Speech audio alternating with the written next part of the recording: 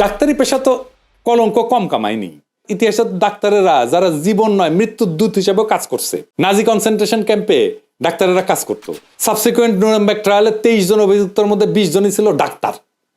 ভাবা যায়? নাজি হিসাবে বিচার হচ্ছে, 23 জনের মধ্যে 20 জন ডাক্তার।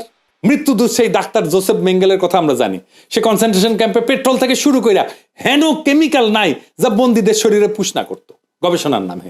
2004 সালে ল্যান্ডসেটে আবু গ্রাইব কারাগারে ডাক্তারদের সেই একই নাজি বদমাইশি নিয়ে একটা আর্টিকেল ছাপা হয়েছে, Abu Ghraib its legacy of military medicine নামে। এমনকি হার্ভার্ডে এখন গবেষণা হচ্ছে কগনিটিভ নিউরোসায়েন্সে। কি জন্য জানেন?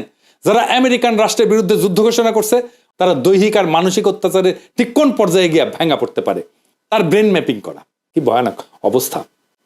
আবার দেখেন, মৃত্যুদণ্ড দেওয়ার সময় ডাক্তার যুক্ত হচ্ছে, ইনজেকশন দিয়ে জলজ্যান্ত মানুষকে মৃত্যুদণ্ড দেওয়া হচ্ছে, ডাক্তার হয়ে উঠতেছে জল্লাদ। কোনো গ্লানি নাই।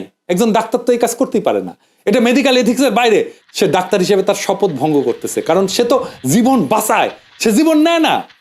70-80 দশকে ডাক্তারেরা বাংলাদেশেও বন্ধ্যাত্বকরণ কর্মসূচি বাস্তবায়ন করছে। কেউ বলে নাই, কোনো ডাক্তার বলে নাই এটা ঠিক না।